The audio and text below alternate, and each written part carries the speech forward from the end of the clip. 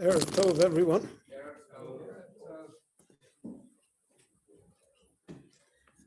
We will read later in the Torah regarding Yosef that the Shimon and Levi, they say, Hine balachalomos alazeh bo, that he's the dreamer. They said that in a pejorative sense, in a sense of criticism, because they were talking about the dreams that he had that they felt were inimical to them. They would bow down to him. He would rule over them. So therefore, they used the phrase balachalomos in a negative sense. However, in this week's parsha, we see that Yaakov is the balachalomos. And here it's always used in a positive sense. Yaakov, before he embarks on his life's journey, before he goes to Lavan, so he has the great dream of Sulam Mutzav Arzo, Rosha Magia Shemaima, V'hinei Malachei Elohim Olim V'yordim Bo. Chazal tell us, because we have to reckon the years of Yaakov. So he was 63 when he got the Brochos. He's 77 when he shows up by Lavan. So there's a gap of 14 years, which the Torah tells us nothing about. Now it's interesting that generally in the Torah ignores entire sections of the lives of the people that are the great people of the Jewish people. We don't know anything about Yitzchak. We meet him when he's 40. What happened the first 40 years? And then we don't know what happens after the story with the Yaakov and Esav. He absolutely disappears from the story. And because of that, the Meforshim say that the Torah is not a history or a biography, but rather it comes to teach us lessons. And if the Torah did not feel that there was a lesson there for us, so that it doesn't bother to tell us.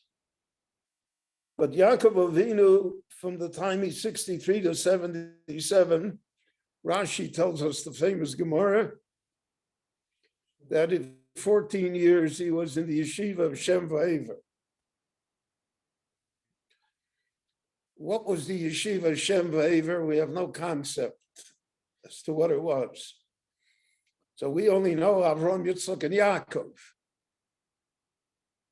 But there are other people apparently involved in spreading the name of Hashem, in bringing a moral code to humanity.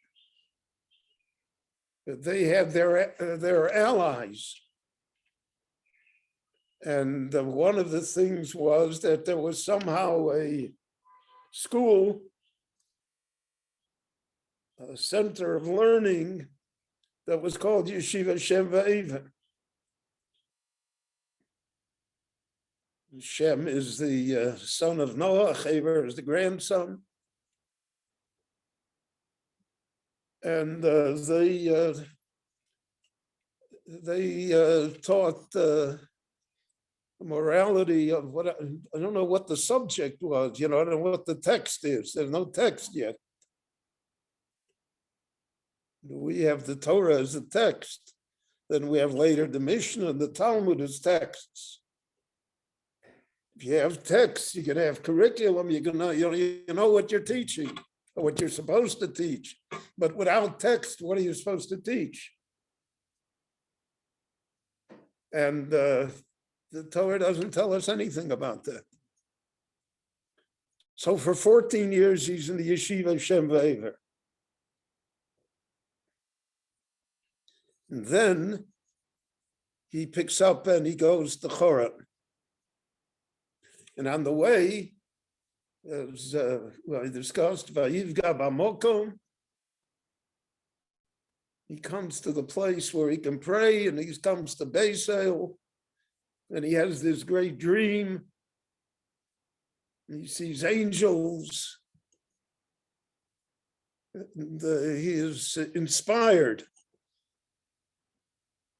And because he's inspired, he has now an enthusiasm to be able to go to Lavan. He has a confidence that he didn't have before. So he goes to Lavan protected by 14 years by Shem Ve'ever. And the dream is the reflection of who he is. Chazal always emphasize dreams as revealing the character of a person. Chazal say what a person thinks in the daytime, he dreams about at night. And we know that in psychology and the study of mental health, etc., Freud put a great deal of emphasis on dreams. Today it's less popular, but it's still part of it. The dreams somehow reveal the character of the person. They have a connection to us. And in fact, the experts on sleep say that the only sleep that is really beneficial is when you're dreaming, because that's the deepest form of sleep. And if you have only a superficial form of sleep, then somehow that's not satisfying. So that's the first dream that he has, the dream that he's going to Lavan. So basically, he's going from the kollel out into the world. That's to put it in our terms. He's 14 years learning in the yeshiva, 14 years by Shem Ve'ever. He's 14 years not worrying somehow about all of the mundane things of life. He's not married, he doesn't have children, he doesn't have to support anyone. So he can concentrate on this great dream that he has. And therefore he has the conversation, Kaviochel, with Rabboni Shalom. Im Ye Elohim imodi, Shmorani baderech asher anochi olech. He's a very spiritual person. The dream is the reflection of it. Now he comes to the house of Lavan. Lavan is the world in reality. In the house of Lavan, you cannot be too naive. He allows himself to be fooled regarding Leah. But from then on, he realizes who Lavan is. From then on, he deems himself to be a worthy adversary to Lavan. He's not going to get cheated again. And even though he will say at the end,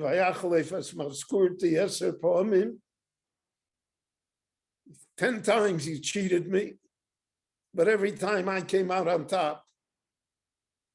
Because if I know he's a cheater, I know what to do.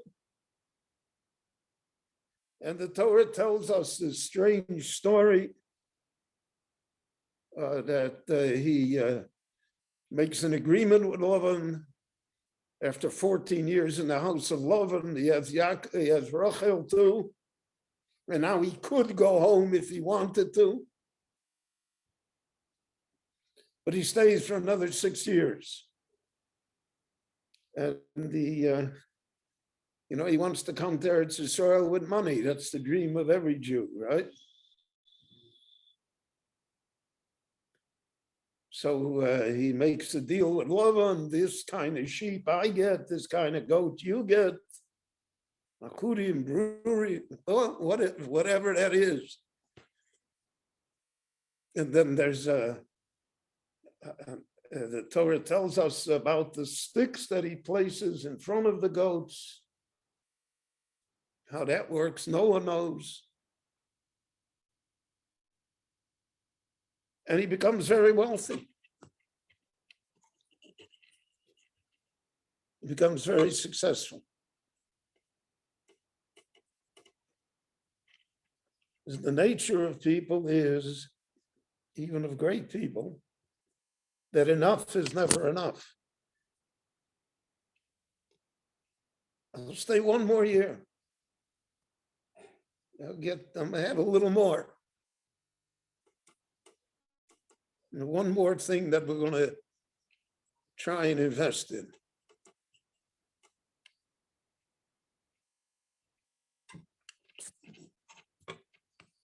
And then the Rabboni Shalom appears to him in a second dream. So the dreams are the bookends of the parsha.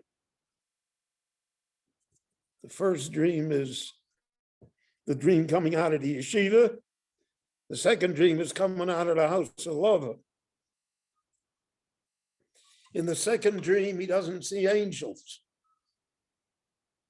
He sees sheep. He sees wealth. He sees material goods. The house of Lavan has chipped away at him, changed his dream, changed how he looks at the world. Before he thought he's a success of 14 years in the yeshiva of Shem V'Aver. Now he thinks he's a success because he's leaving Lavan with wealth. So therefore, the Rabboni Shalom now tells him in his dream, go home. If you stay by Lavan, he'll chip away completely. That's what the children of Lavan say. That's what Lavan says. Habonim bonai, habonos bonosai, it's mine. You know, what do you mean? Where are you going? You're a citizen here. Look at all the wealth you have. Where are you going?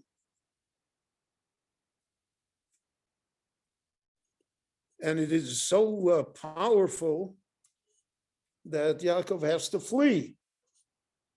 He can't even tell Lavan he's going because he's afraid, A, that Lavan won't let him, or B, that Lavan will convince him not to go. So therefore, he runs away. Lavan naturally catches him, and they have the meeting, and then finally he's rid of Lavan. But the Torah purposely contrasts the two dreams for us, where we're coming from. So if you're coming from the yeshiva of Shem V'Aver, so then your dream is Malachim Olim V'Yordim Bo. You see angels. You see a different type of world. If you're coming from the house of Lavan after 20 years, so then you have a different dream. Then you only see sheep. And you go to all sorts of lengths to have more sheep. That's the story of the sticks. The Medrash criticizes him for doing it. Why doesn't he rely on the Rabboni Shalom? He said, Im Yelokim imodi. And here's all kinds of subterfuge to try and get more. So that's the problem with the second dream. And that's why he's forced to flee and he is sent home. Lech Shuv, God tells him, go back home. because if you stay by loving too long, you become loving. Maybe the history of the Jewish people in the exile, when it became too much that you were going to become loving, so then they had to go. The Spanish Jews were too Spanish. The German Jews were too German. The Eastern European Jews were too Russian. There's a point. And therefore, that's part of the reason why the Torah goes into all of this detail and tells us the story. That's the Maseh Avos Siman Labonim. What is your dream? If you could have what you want, what do you want? It's a hard question to answer. It's one we don't think about often, but that's the basic question. And the Torah poses this question for us in this parsha that has so many layers of nuances and lessons for us to learn. And that's Vayetze Yaakov, is the story of the Jewish people, both the beginning and towards the end as well. Chananya ben Akashia merotz HaKadosh Baruch Hu l'zakos Yisrael v'fichach hibra lahem Torah and mitzvot shene'amar Adonai chafetz man tzidkoi yavir.